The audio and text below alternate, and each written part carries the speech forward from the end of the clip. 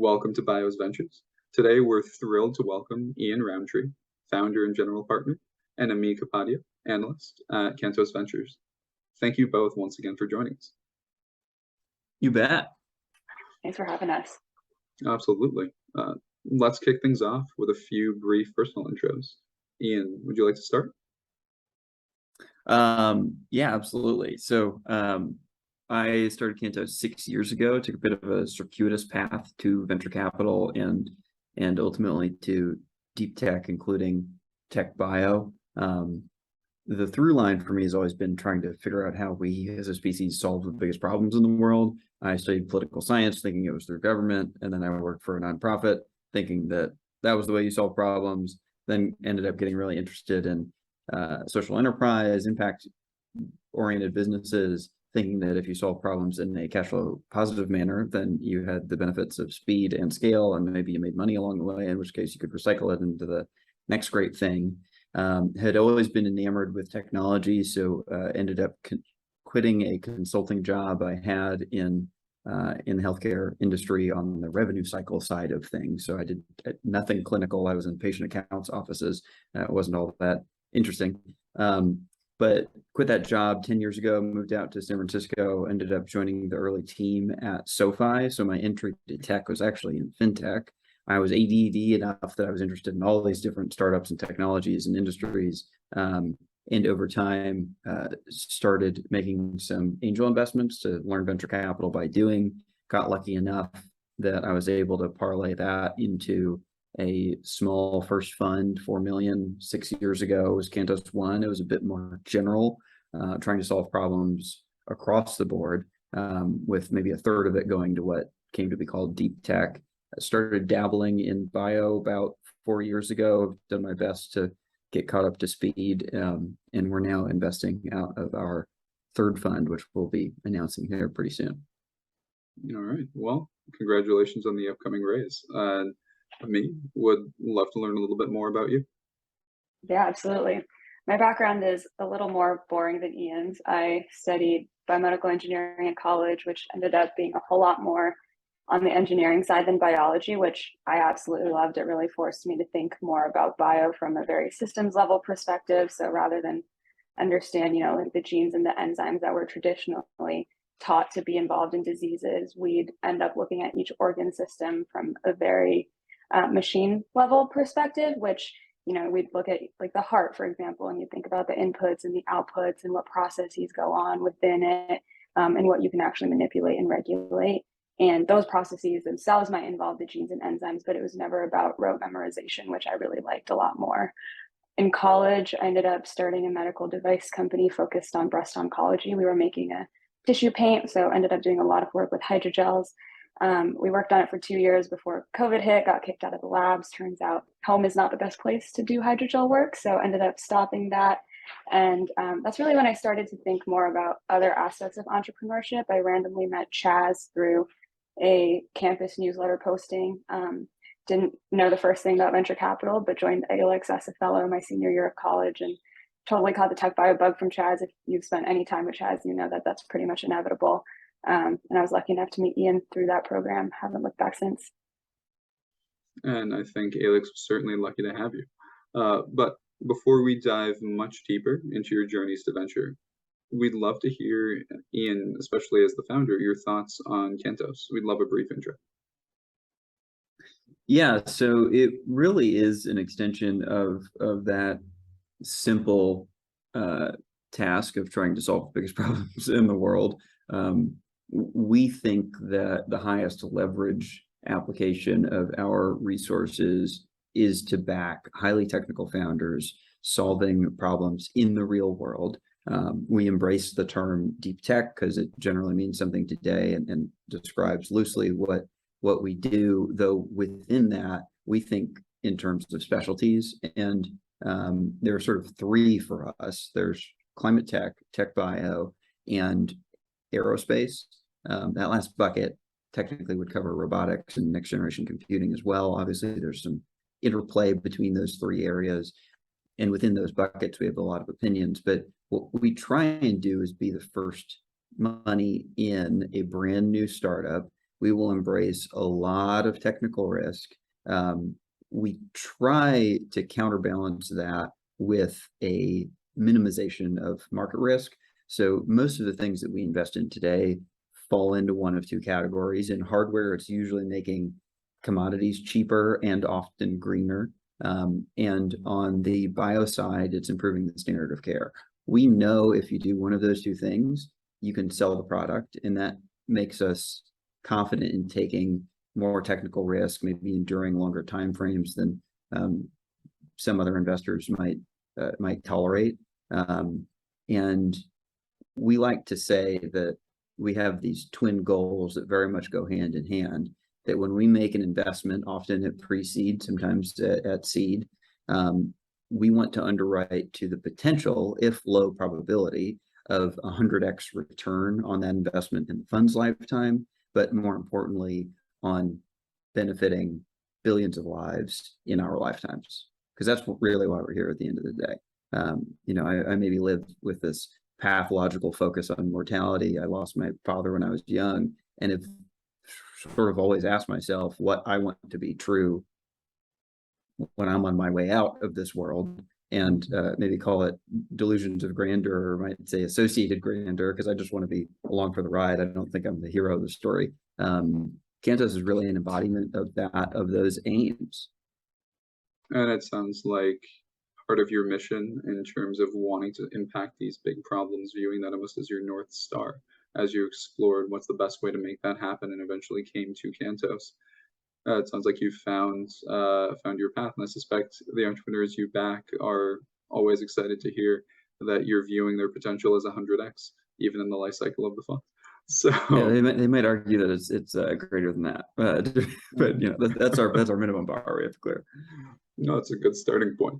So diving in a little bit deeper, Ian, you've given us a lot about your background to venture, to bio, talking about undergrad in political science, working at SoFi, and actually how you started making angel investments. So I'd love to understand a little bit about what led you to dive in and do that. What brought you to investing specifically, given that understanding of your goal on having significant positive impact? Yeah, and again, the goal is to maximize our chances as a firm of playing some role in companies that do have global scale. And to do that, I felt that a portfolio approach was in furtherance of that goal. We can sort of hitch our cart along to more shots on goal, if you want to think of it that way. And it was also sort of a know thyself thing, because I had a lot of fun on the early team at SoFi, helping build that company. I was employee 20 by the time I joined full time, so saw that grow geometrically. Helped get another couple of startups off the ground. I like operating. I think I'm decent at it, but I don't necessarily think I'm world class. And what I would rather do is support the more capable founders. And so that led me to a curiosity in investing. Sometimes I joke that it's ADD, that venture capital is in a way institutionalized ADD. We get to work with a bunch of awesome companies. I'm a hard 5 on the Enneagram, for anyone familiar with that personality framework, which is basically driven by pathological curiosity. And so I think venture capital is the best job in the world for a sci-fi nut with ADD. But it was interesting that when I was putting feelers out there, saying I was curious about venture capital in that 2012 to 2016 timeframe, before I got Cantos off the ground, when I was dabbling with, let's be clear, very small angel investments, the going advice was, you need to work your way at a company, work your way up at a company into management. You ideally need to get an MBA from a top school. Then you go start something, and once you exit your company successfully, one day when you're maybe almost retired, you can be a venture capitalist. And I was a little skeptical of that framework. I mean, it was sort of new, this notion of micro funds and solo GPs. There really weren't that many. You had Ann and Mike at Floodgate, you had Chris Sack at Lowercase, you had Steve Anderson at Baseline. There weren't that many smaller funds. You had all these big institutions. And so the going mindset was you got to hack your way into these large orgs. I was a little skeptical of that because you'd seen this proliferation of angel investors. And when I was at a startup pitching a lot of VCs, I think I'd been putting them up on this pedestal, and we pitched when I was at Invisible Technologies, 80 VCs, and I enjoyed probably 4 or 5 of the conversations. and it just dispelled this myth that, you know, it was some rarefied air that you had to earn your way into, and that they were, you know, the masters of the technology industry. I said, look, I think I can convince entrepreneurs to take our money before, at least alongside most of these folks. And so I got a small fund off the ground after approaching my angel investing really as an education, because I honestly thought that I didn't know enough to make money. I didn't have a big enough savings portfolio. I mean, I blew all my savings on angel investing, approaching it as an alternative to an MBA. And I really thought I'd lose it all. And my family thought I was crazy. But I was like, look, it's going to be cheaper than getting an MBA. I know because I'm refinancing business school loans here at SoFi. And I'll learn more specifically about venture capital than I probably will in the more varied classes that business school offers. I think I also had the privilege of being, well, the final line between bravery and stupidity, but I had the advantage of being at a successful startup. And so I managed to maybe skip a few steps. Mm-hmm. No, and as you described too, you got more involved in the space. You gained your self-taught MBA, if we want to call it that. And in 2016, that led you to launching Cantos. So I guess the question I would have around that is, why launch a firm instead of joining a firm? And we talked a little bit about the rarefied air and the challenge of getting there. But by the same token, for someone as enterprising as yourself, I'd be surprised if there wasn't also a path in. You're being very generous. The quick answer is no one else would have me. I mean, I applied to a number of firms, and they thought my background was odd. Some of them were curious that I had been angel investing, but I didn't get any offers. I actually did end up getting one offer after I had already decided to get Cantos off the ground, but at that point it was too far gone, and I'd, you know, maybe tasted freedom enough that I'd rather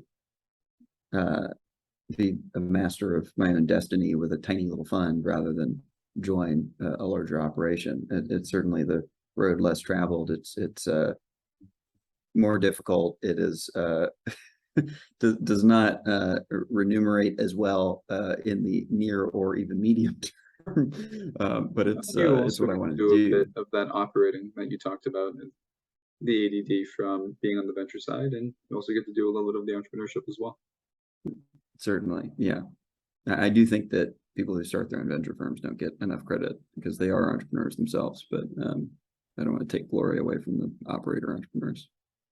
Well, for the moment, let's pass glory over to Amee and ask a little bit more about maybe your motivations, because it sounds like you pursued your bachelor's and master's in Hopkins in biomedical engineering, and you really focused on understanding biology from that engineering and systems perspective, while you also, not to undersell it, studied entrepreneurship and management as well. But let's even take it a step back and a step further and ask, what led you to bio in the first place? Yeah, that's a great question. I don't know if I totally know the answer, because for as long as I can remember, I've always been fascinated by biology. We used to have these little like human heart and brain models at home. My dad was a doctor, and so he'd sometimes bring them home, and that was my favorite toy. At risk of sounding too nerdy, like I would sit there tracing the veins, like squishing the heart, looking at where the aorta goes. And so like most kids, who were interested in human anatomy, I thought that the only path forward was to be a doctor. So all of those 3rd grade prompts that ask you, what do you want to be when you grow up? I'd write these essays about wanting to be a cardiologist. And that totally changed in high school when I realized what medicine actually involved, and, totally switched over. But I was still really interested in biology. I think growing up with allergies, you end up realizing that like there's a lot of your body that one, you don't understand, and two, that you can control. I would do the little peanut immunotherapy trials by like eating 5 of them and seeing if anything happened and see if I could increase my own immune tolerance. And so just like that vein growing up, carrying that through, did a little bit of wet lab work in high school and college, realized that like you, Chris, I don't think I'm cut out for bench work and pipetting, even though it can be fun in the moment. And just the general environment of writing grants and academia was a little bit too stifling for the type of innovation that is really exciting and that you read about. So going to college and studying bioengineering totally flipped a switch in my head where I was like, okay, it's not just, academia and being a doctor. There's all these other careers out there that use biology. You can manipulate biology, but you don't have to understand like the very nitty-gritty details of it. So that's actually one of the most interesting things about bio to me, is that no one really thinks of it from a engineering perspective, but it really is. And the other thing is that there's just so much about bio that we don't know, and that's almost like more exciting, because every little piece of data you uncover can be used and applied in another way. And even like there's so many companies that are just focusing on understanding bio and not even really doing anything with it, but they do have applications. So that's honestly like why TechBio too is, we'll get into that later, I'm sure, but why TechBio is almost more interesting than traditional biotech is because you embrace this idea of the unknown and you're solving problems with very limited information, but you're still able to solve those problems. You're absolutely right. One of the questions I was going to ask is, what does TechBio investing mean to you? And so thank you for preempting me, because it allows us to jump in a different direction, which is to say, you're excited by TechBio, you're exploring entrepreneurship yourself, you got more involved in venture. Among the potential venture firms, why Cantos? Yeah, that's a great question. Even taking a step back from that, like why venture? I didn't, like I said, until I met Chaz, didn't really know what venture capital was. Kind of stumbled into it. I wasn't looking to be a VC. I thought I'd join an early stage startup. Actually came really close to starting a company myself, more on the autoimmune digital health side. But when I met Ian, it was like almost like a switch flipped. I'll be forever thankful to Alex for that intro. But I was just really drawn to the way Ian and Cantos views venture and what it, like what the firm stands for. Obviously, like the work that we do is super fun and just incredible. Like you get to be spending time learning about the coolest innovation. Not only do you spend time learning about the innovation, you actually get to talk to the people inventing it and help them. But choosing Cantos for me was more about aligning with the principles and the founder first transparent mentality that Ian's done a really good job weaving through the whole entire DNA of the firm. I don't really know how to describe it. It was more of like when you see it, you kind of know a decision for me, and we'll tell you it's a very quick process. I was just going to say, I am forever thankful to Amee for deigning to join us, and to Chaz for the introduction. I have to give him a shout out. It sounds like it was a match on both sides quickly then. Thank you, Alex. And for those who might not be familiar, Chaz is the founder and general partner at Alex Ventures as well. And so great friends between Alex and Cantos. Excited to have you joining us for BIOS Ventures today. And as we think about this, and as we think about going back to what you were saying, Ian, where you had 80 conversations with people in venture and you maybe enjoyed 4 of them. I like to hope that through firms and the launch of firms like Cantos, there's been an improvement today. But from conversations I'm sure we both have with founders and entrepreneurs, there's still some work to be done. So I would say, how do we think about, and I realize maybe this is a little off the cuff, but how do we think about changing that paradigm? What can we do as VCs to encourage other VCs to think a little bit more broadly, think a little bit more from the founder perspective? Oh, I do think that since, I guess that process was 2015 when I went and pitched 80 VCs, I think there has been a sea change in at least early stage venture capital since then.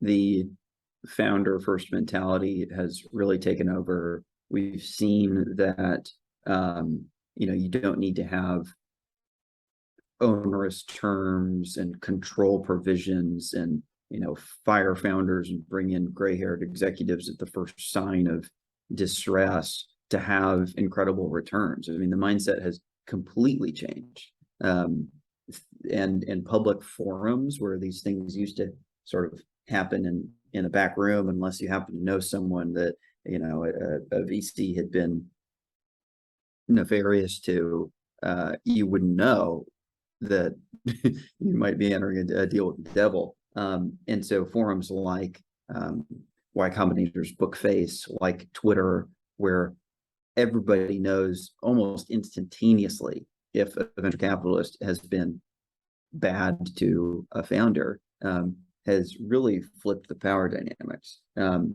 Now, that also coincided with an incredible bull run where arguably maybe people got a little too lenient on diligence or terms or valuation or what have you. And we're seeing a bit of a come down now. Long term, I think that's healthy, but certainly the founder friendliness has persisted. Now, I think that's I don't want to categorize, but that's coming from, let's call it a West Coast information technology centric mentality. I do not know that it has permeated more traditional biotech investing, at least certainly not to as great a degree.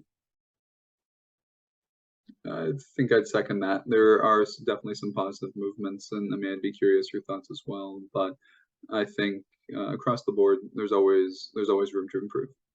And maybe one final intro question then: why the name Cantos?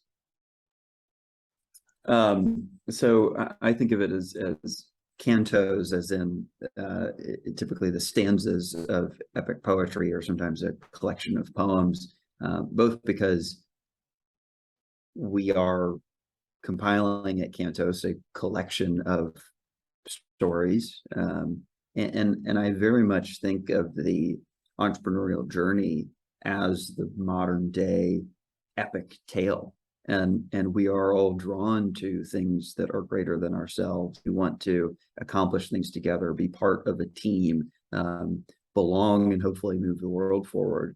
And I think at its core, that's what draws us to startups.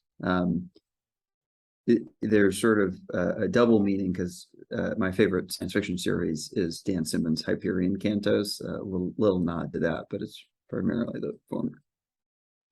And talk about an empowering message to the industry at large, never mind just the portfolio companies. So diving into that a little bit more, beyond TechBio and as a firm, as you both described, Cantos invests in near frontier tech that can change the world, and as you say, just might save it. And this includes things like climate tech, platform bio, aerospace, and next generation computing. So Ian, as a deep tech investor, can you share a little bit more about how you select your investment theses? Maybe why, if these might change in the future, or how you drill down within the spaces we just described? Yeah, how much time do we have? It has certainly been a progression in 10 years, making angel investments, in 6 years investing other people's money. The art of venture capital, where you do have a world positive lens, is finding the resonance between best in class returns, world positivity or impact as you define it. And I do think that that's largely subjective. We have to acknowledge that. And where you can add the most value. When I was initially getting interested in impact investing, it was very much thought that it was conciliatory, that to have impact, you had to give up financial returns. Or I met plenty of people when I was asking around, or got my broker dealer license to sell student loan investment products at SoFi, which we were sort of pitching as this almost adoption of the micro lending Grameen Bank model in American finance. People thought, look, I make money over here and I do good over here, and they're different sides of the house. That has obviously completely changed. I think most would agree that you can do both at the same time. And we very much think that conscientiously stewarded, they go hand in hand. You can't have much impact if you don't build a giant company. And you can't build a giant company unless you are definitionally creating value for your customers. And so that's generally how we approach it. As far as defining the world positivity that we look for, I've been through all of the standard metrics, be it, the IRIS standard, more commonly accepted ESG lenses, using the sustainable development goals, which I do think are great. At the end of the day, I said, look, we want to invest in mitigating some combination of 5 areas. We spend most of our time thinking about mitigating disease and climate change, but also compelling to us would be mitigating poverty, armed conflict, or other drivers of existential risk. Our 3 areas sort of fall under, maybe if you couple the last 3, space investments often are taking that box. TechBio is obviously mitigating disease, and then climate change, or climate tech obviously mitigating climate change. Those are our lenses, and there's certain opinions undergirding those, but that's generally how we think about quote unquote impact. And so let's take that a step further and talk about the argument that could be made that we've really only recently begun to see serious investment in climate tech, especially when it's bio-innovation led. And so I know things have been coming around for a while, but as an investor in companies like Solugen, PowBio, Mission Barnes, how does Cantos think about the intersection of these 2 disciplines, and what led to your helping lead the charge in this space? Yeah, my entry into bio was very much non-human bio. You're spot on. One of the first 2 or 3 deep tech investments I made was in Solugen seed round back in early 2017, I approached that almost more as a hardware investment at the time. It was through learning about biomanufacturing that I sort of figured out the dogma of biology. While it is certainly true that Amee leads most of our diligence efforts in bioinvesting, and I lean on her expertise heavily for that. I think it's not true that you have to have a bio background to be investing in bio. If we limit the capital markets to that filter for technology as important as biology can be in fighting disease, in fighting climate change, then we're doing a disservice to the planet and humanity. We have to broaden the scope more. And these dogmas, these myths were told to me when I was curious about bio and hardware, that you have to be an expert. You have to almost know the regulators. This should be the only thing that your firm does, and it takes longer. It's riskier. It's more capital. All these things, I think, are patently untrue, and it scares a lot of people off. It scared me off for a while of investing in this area, because my last course in biology was freshman year of high school. And, here I am, partially a bio investor. It's not trivial. You got to do some work to catch up. There's a heck of a lot of reading I've done to at least understand the central dogma of biology. But I do think if someone had described bio, at least at a very high level, as simply as, DNA is the code base which transcribes to RNA, which is, think of it as, applications or APIs, and then that gets translated to proteins by this compiler we call the ribosome. I think it would have been easier for me to grasp, and it just sort of unlocked this understanding that, of course, all the complexity, the incredible complexity, which we've only begun to scratch the surface of proteins interacting with one another, or small molecules, that's where the complexity of biology comes from. But at least a very high level, I think it's simpler than some people from the outside think. No, and I would agree with that. I think bio benefits from expertise, but is not reliant on it, might be the way I put it. And I would say, especially when you're looking at different intersecting applications across areas like climate tech, there you're looking at interdisciplinarity not only on the science side, but on the business side as well, and on the regulatory side, and on the public perception side. And when you're looking for a team that would be purely science driven to lead all of those different facets, if that's their only expertise and skill set, they're going to struggle. And that's part of where I think you're absolutely right that having multiple perspectives in the room is really helpful. And if anything, in coming from your background and combination of, it sounds like finance, entrepreneurship, and maybe a little bit more on the nonprofit public policies and consulting side, there's some overlap there that I'm sure your portfolio companies benefit from.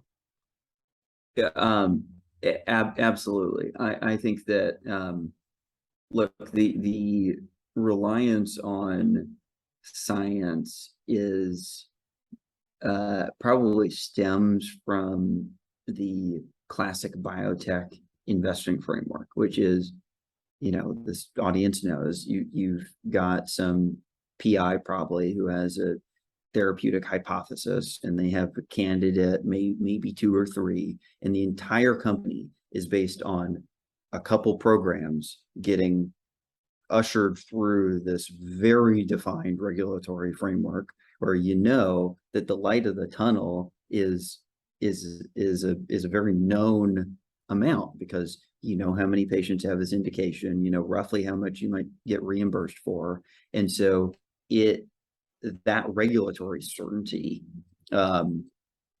gives you defined milestones such that an entire specialized capital market developed around it. When you are applying technology, be it bio or hardware, to any realm in healthcare or climate that is not as regulatorily defined as therapeutic development, then it increases the onus on those other skills. And I have seen in biomanufacturing, but even also in things like diagnostics or other sort of picks and shovels for life sciences, that strategy is so important. And it maybe, I don't want to trivialize it, but again, the FDA defines therapeutic development a little more than defines, I don't know, making chemicals or food or picks and shovels for wet lab scientists. And so we think a lot about those strategic aspects. And in our opinion, finding someone who is both a scientific leader in their field and has the soft skills of strategy and leadership and salespersonship, who has really a gravity. If there's one thing that we can distill a compelling founder down to, it is gravity. They have this energy density that attracts talent and capital and partners, and that can almost become self-fulfilling. And so we look for that outside of the biotech investments, because everything we do falls in the platform TechBio category. It's a great adjective, gravity. I might start borrowing that. And I think it also leads perfectly. Amee, would love to hear your thoughts, especially as one of the, if not the bio lead at Cantos. Let's build on that a little bit more and talk about your diligence process when assessing startups. We've talked a lot about what you invest in, but how do you separate the signal from the noise when you evaluate companies? How does the Cantos process really differ? Yeah, we actually have, people might be surprised to hear this, we have a fairly narrow investment focus when it comes to bio.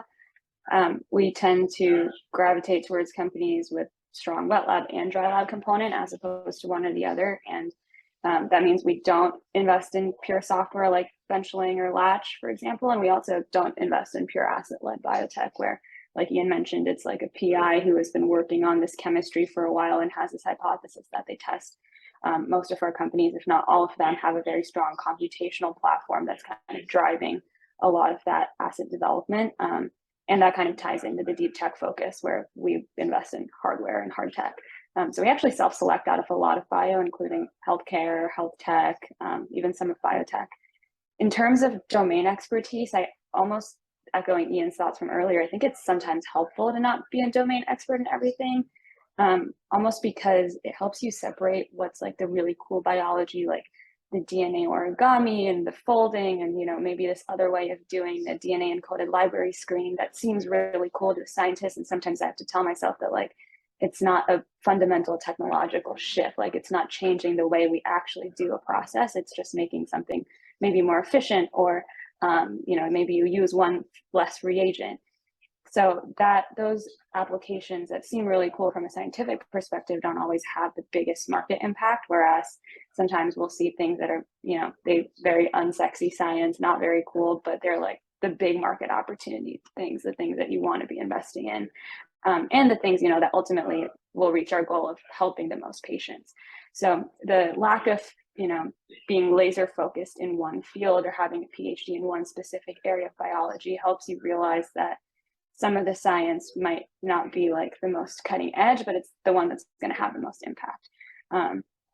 But yeah, I guess in terms of my diligence process, when looking at new areas that I'm unfamiliar with, I'll rely a lot on review papers rather than dive right into the technical papers. I think review papers are really good for context and just knowing, what the state of affair is right now, like how are people currently thinking about this problem, what gaps are there, and then going towards experts or scientists who have been doing this their whole life. The good thing about asking experts things is you'll figure out what questions you should be asking, rather than trying to answer their questions, because I think sometimes you fall into this trap of experts not, being a little bit more resistant to change and not fully believing that the future, can happen, because they're, quoting Ian on this, they're definitionally experts in the past.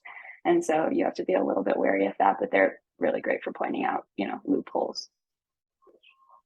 So as we think about generating that greatest impact for patients, and we think about also your timing, Amee, when you joined Cantos in 2021, the height of the pandemic, the midst of all this upheaval happening in the world, and maybe I should expand this to both of you. Has your focus in bioinvesting changed? Or have maybe some of your considerations changed then or since? So yes, it's always difficult when you're raising capital from limited partners and you say, we're gonna do XYZ, and they understand that the percentages might not be exactly on, but there's some tolerances there. Our latest fund is at present 50% bio. And if that gives you any sense, what I pitch to the limited partners is that we do something in like the 30-35% range. And so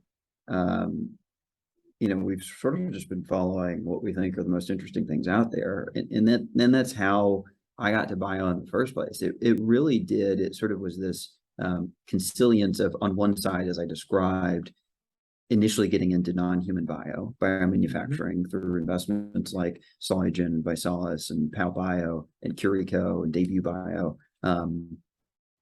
giving me enough of a maybe technical wherewithal to understand, okay, the applications over here in the life sciences.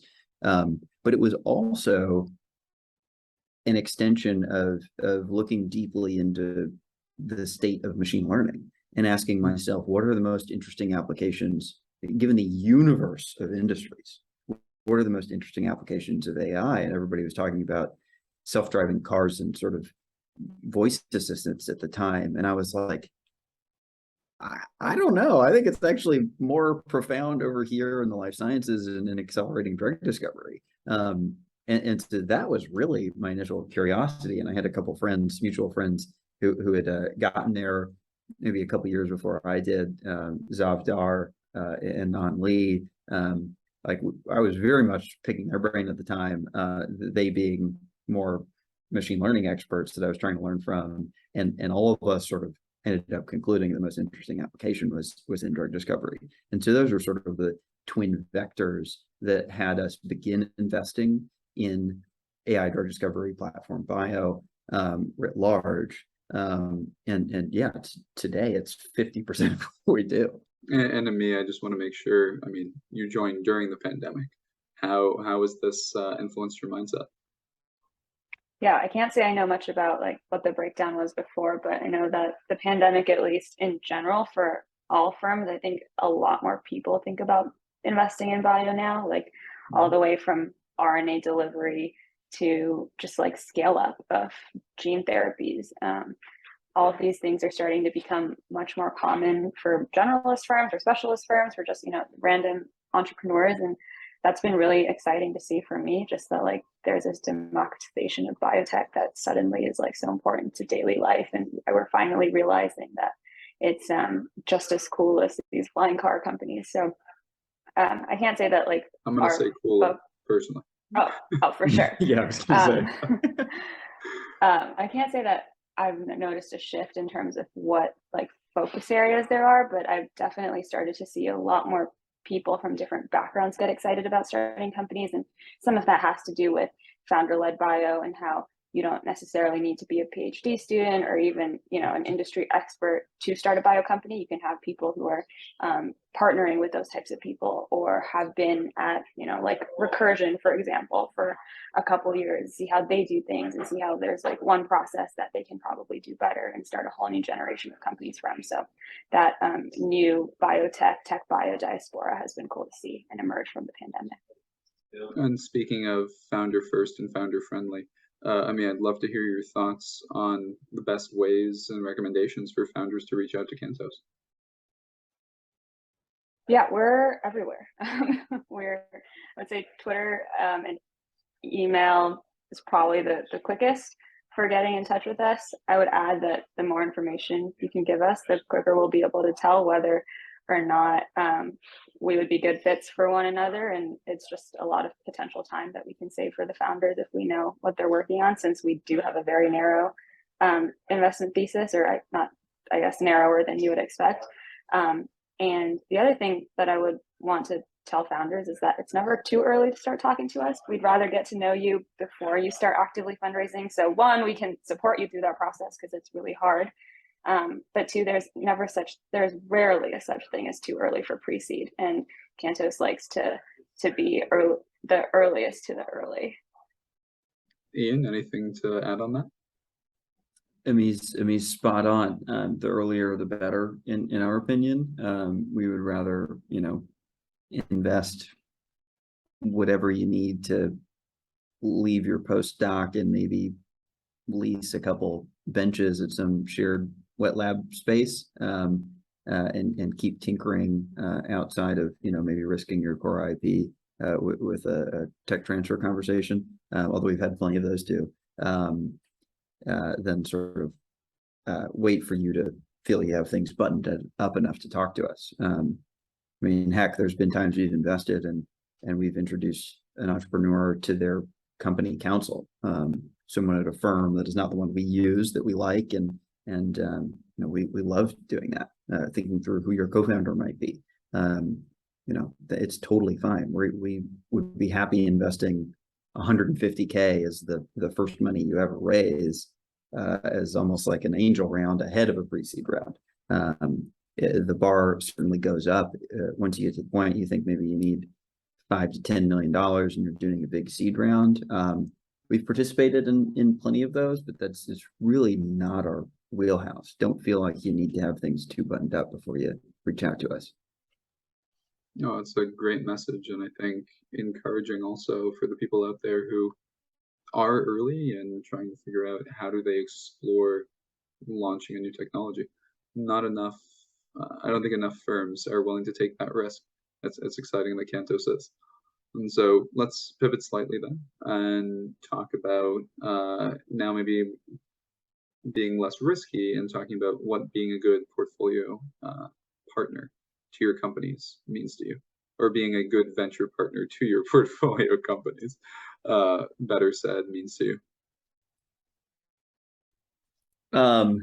Yeah, it's really common for limited partners to ask VCs when they're considering an investment, what's your value add? What's your differentiation? How involved do you get with these companies? And my honest answer is that if we invest in a founder who needs too much of our help, we probably picked the wrong founder. So we don't necessarily think that we need a ton of oversight. We No one wants rarely to be take a micromanager in board a seats. portfolio.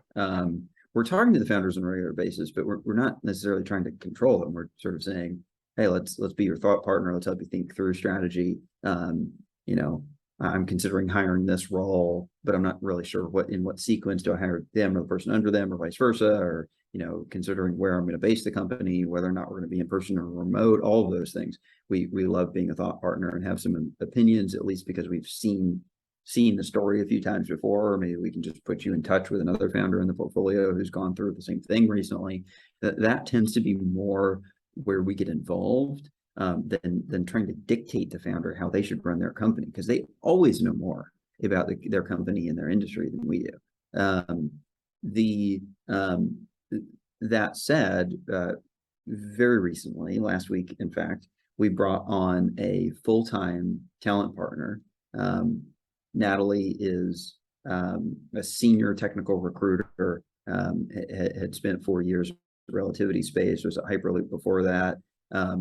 And she has implemented applicant tracking systems and can give founders strong opinions on how you begin to build a culture. And there really aren't many, I struggle to think of any firms of our size who have a full-time senior recruiter dedicated to support portfolio companies.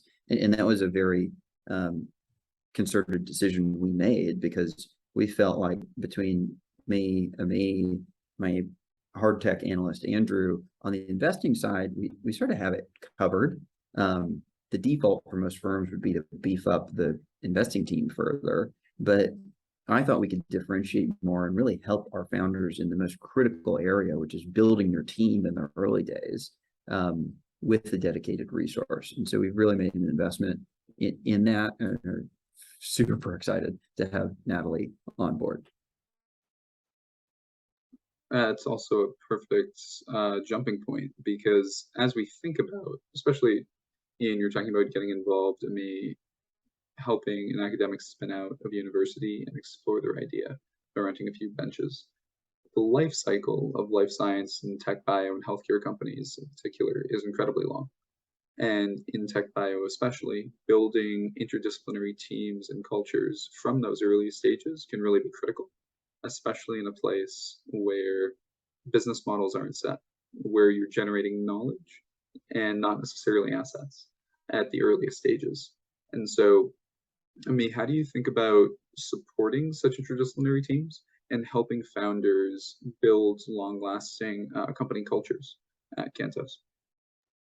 Yeah, you're absolutely right. There's certain elements of big tech that you need in tech bio companies. There's certain elements of biotech that you need, and those are two totally different cultures. So blending them together, and a lot of times the founders haven't been in big tech or biotech, and so they're coming at it from like an outsider perspective, and having to blend these two different types of archetypes together is a pretty hard problem to solve. I think it depends on the type of company. For a drug discovery company that's working with a lot of data, maybe they have a computational biology pipeline, there's different types of people you need to hire, because there's still no one person that can do the bioinformatics, can also be the PM who manages the data, also knows the ML and the algorithm, architecture behind some of the way that like the data is being mined.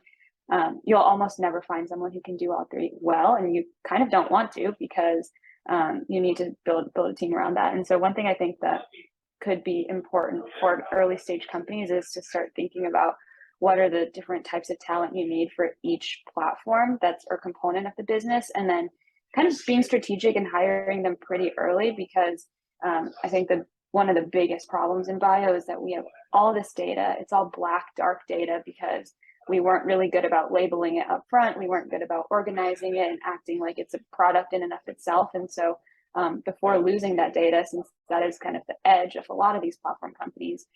You want to find that intersection of talent between industry, academia, and big tech that can make it so that you can use this whole platform as a package, almost like, it goes back to your question about business model. If you use that as an additional component to your business model. In terms of company culture, I think that's like super intentionally built.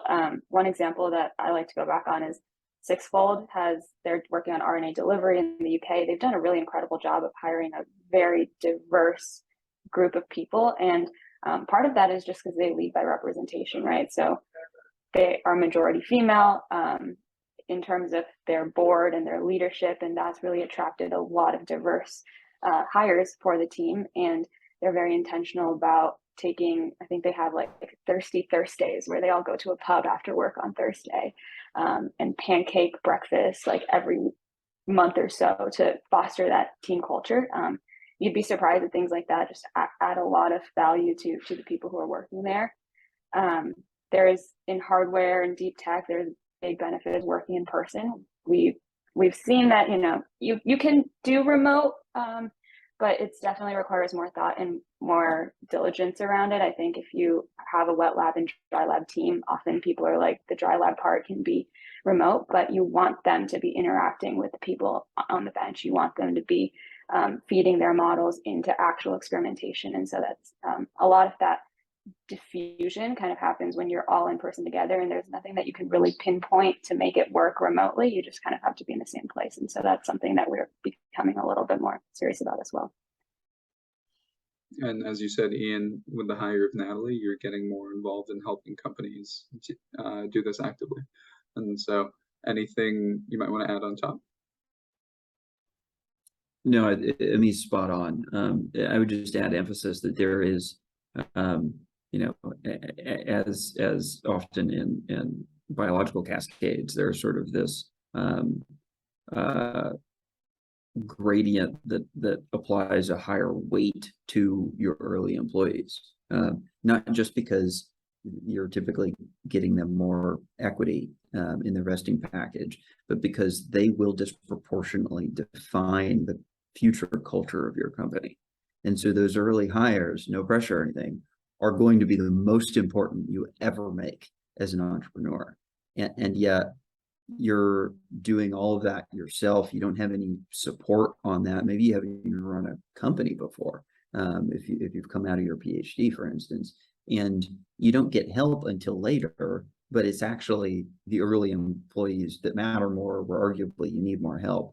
And so that was a big reason we, as a pre-seed focused firm, brought on a recruiter in-house. But just, be very careful about your early hires, apply an even higher bar than you think you need to, because they will define your culture. No, it's a very poignant message. I think it's very thoughtful. And I really want to share this example going back to team building activities based on what Amee was talking about. But my favorite recently, and I say this because I'm an ice cream lover, was every week they were going around their city testing different ice cream shops. And like good experimentalists, they each just selected a base flavor that was their control. And then they would choose a fun flavor. And so I would definitely say doing things like that with the right hires is a great way to make sure you're building a little bit of fun and giving people that time to get to know each other as well. Well, sign me up for the ice cream. Next time I'm back in SF, we'll go. Taking this into a little bit of the future. From the beginning of your careers, both of you as investors, you've had very future forward and in many ways tech-enabled investment perspectives. Would love to hear what you've been seeing from founders in terms of the next cycle of emerging technologies, especially given as primarily pre-seed investors, you're seeing some of the most exciting tech out there. So I'd be curious, what are you most excited by? Open to either of you to start. In TechBio, I will say that there's been sort of this, for a long time we were riding the progression of sort of multi-vector progress of high throughput assays, genome sequencing plummeting, the proliferation of transcriptomics. You had CRISPR and other editing technologies come online. You had machine learning as a progression of bioinformatics being applied, and lowering costs of synthesizing nucleic acid as well. All of those things created this explosion that we generally refer to as TechBio, though it certainly benefits traditional biotech as well. And all of those things proliferating over the past 4, 5 to 10 years have defined most of the new companies. But now that they have propagated enough, you sort of are seeing this next layer of startups getting built like on top of their platforms. Maybe they decided that they've got some, just as 10x was initially sort of an add-on to Illumina sequencers, you might see people who are now doing sort of an add-on to 10x genomics, so that it's applied in this novel way in a certain area that creates a lot more value. And that next layer of abstraction or progress is really compelling, and it feels like we're just in the early days. I was just going to add that totally agree with what Ian said. And the other thing that I think is pretty interesting in this new cycle of what's emerging is that we're starting to focus on a little bit more of like a general approach to treating some of these diseases. I think we finally realized that you can't just stick a Band-Aid on a problem. A simple therapeutic isn't going to solve a lot of these diseases. You need to, go target nutrition, go target lifestyle and other factors as well. And so it's an interesting combination of how you can use data and track patients over long periods of time to figure out what the genetic components are, what the therapeutic components are, and then also like what the lifestyle factors are, and merge them together in a very clinically validated treatment.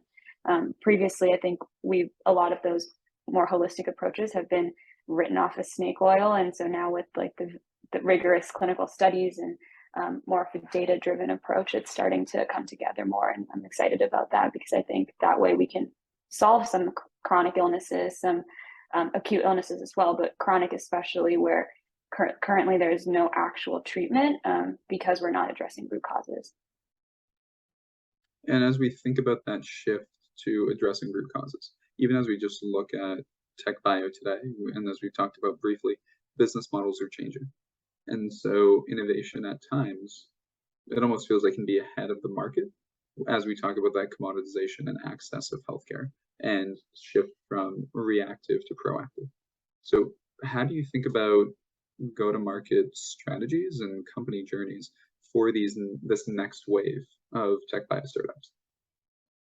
And I realize it's early, so I'm not expecting full prediction for the next 20 years off the bat. Maybe I'm just old and cynical at this point, but having spent a couple of years in healthcare consulting, I have a pretty defeatist attitude about structural reform, at least in this country. Maybe it's a cop out, but we spend a lot of our time investing in development of sort of the technical basis of the life sciences. We do not invest in healthcare IT, mainly because we are not software investors, but that sort of is sometimes a convenient excuse for me, a jaded former healthcare consultant, whether it is the integration of data systems, the incentives of the payers, the providers, the clinicians themselves, being a little bit at odds at times with the patients. I think this goes back to what you said early, Ian, where you thought government might have impact, and let's just say I'm also jaded in that. Well, I will say that it just tends to move very slowly, and I'm too impatient for that.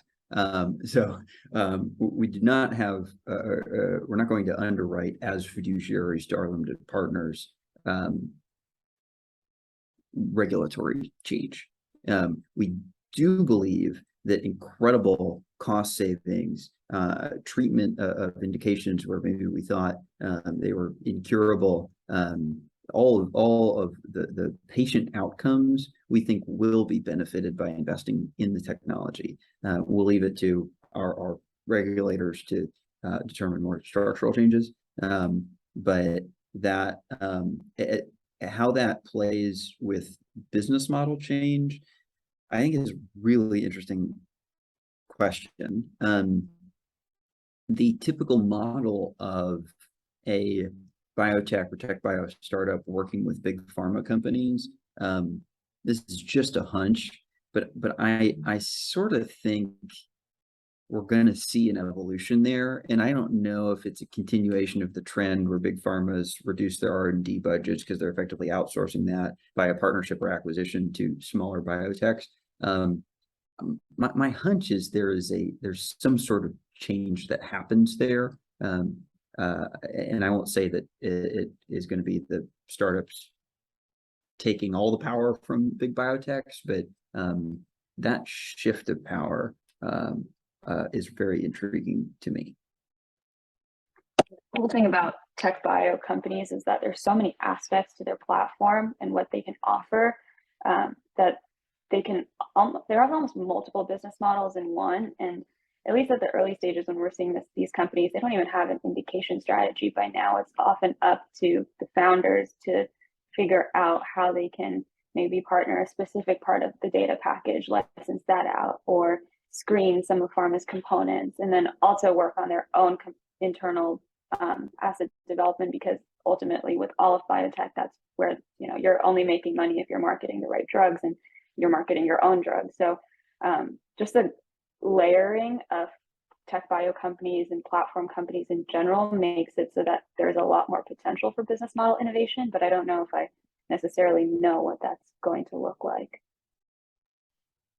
Amee, I have to hold that against you. Why can't you predict the future for us here today? That would be nice. I know what it looks like, because this is how technology changes business over time. A favorite diligence framework of ours when we're thinking about drivers of long-term defensibility is Hamilton Helmer's 7 Powers framework. Cannot recommend this 180-page easy read to founders and investors enough. But there is one of the 7 powers, some will be familiar to people like brand or scale economies, network economies. One that Helmer really gets into is counterpositioning. And it's sort of a distillation of Clay Christensen's framework. And it is defined as a novel business model, often created or enabled by a new technology that in many ways is objectively superior to existing business models. But for some microeconomic reason, it doesn't make sense for the incumbents to follow it. And oftentimes when you see some assumed impenetrable incumbent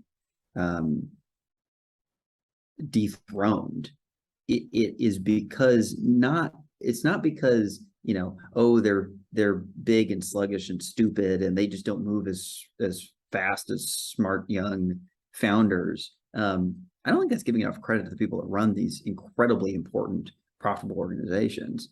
It's usually that either they're not incentivized or there's some cost psychology or cannibalization that they would need to assume to follow the new superior business model.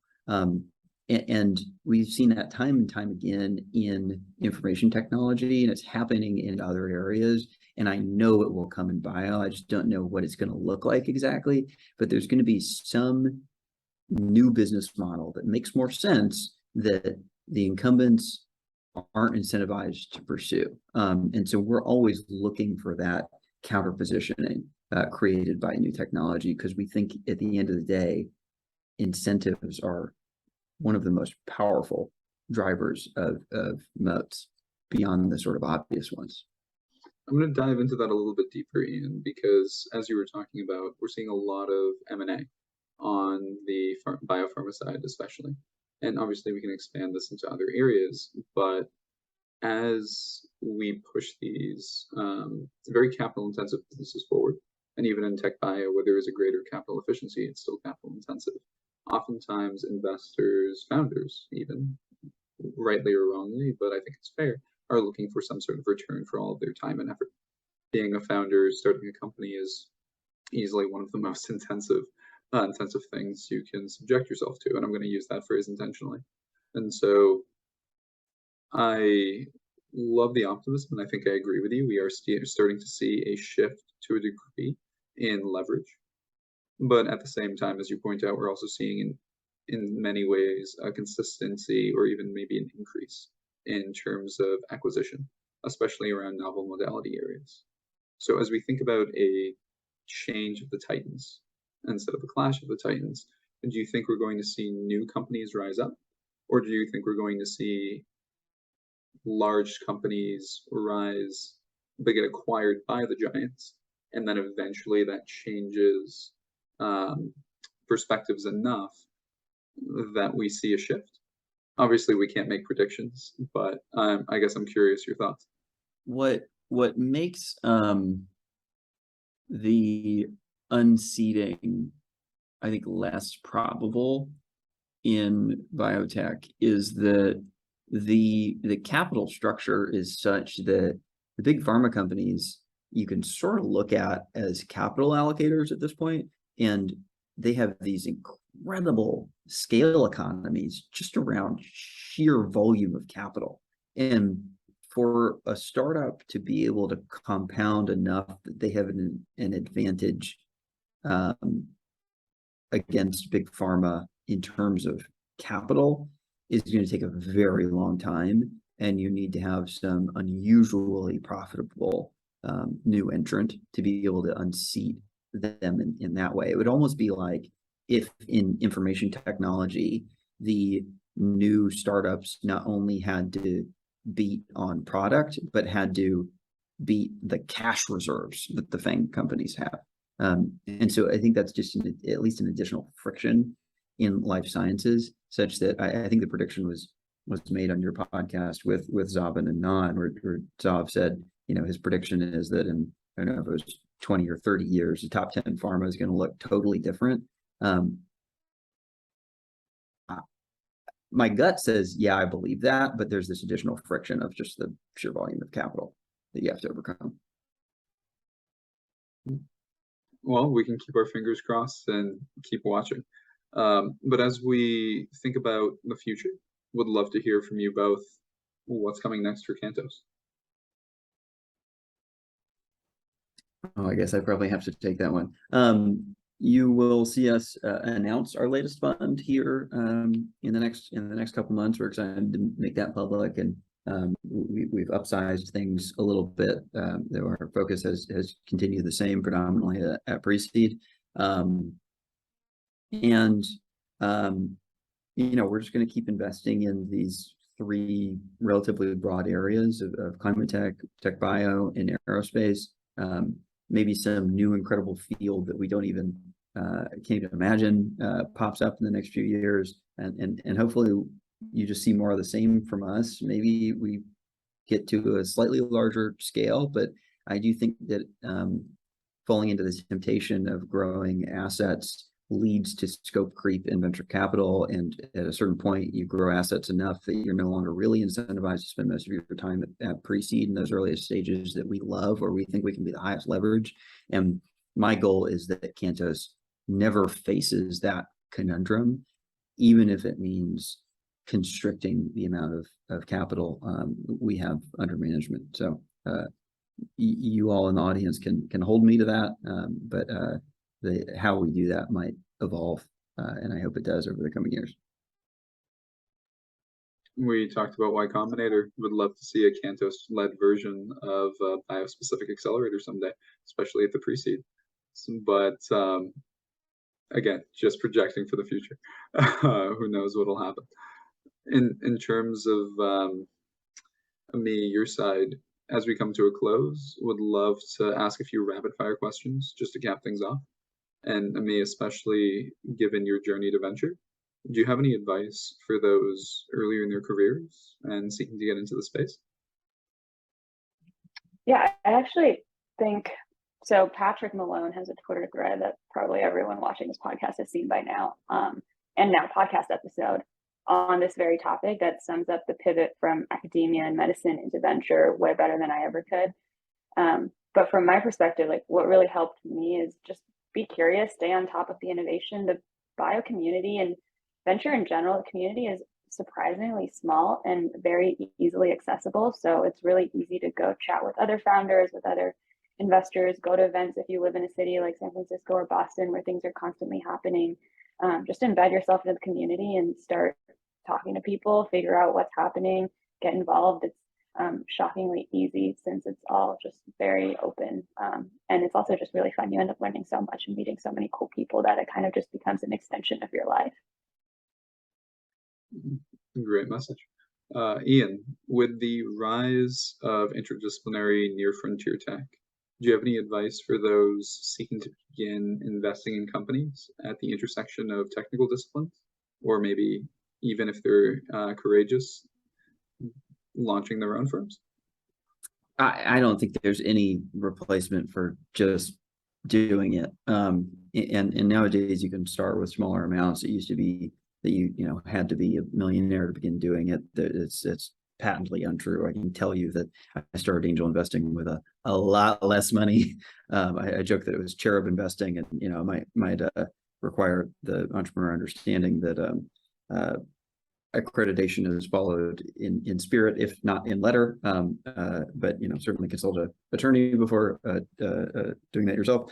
And yeah, just get going. There's no better way to learn. You kind of have to make the investments, and you're going to make some mistakes.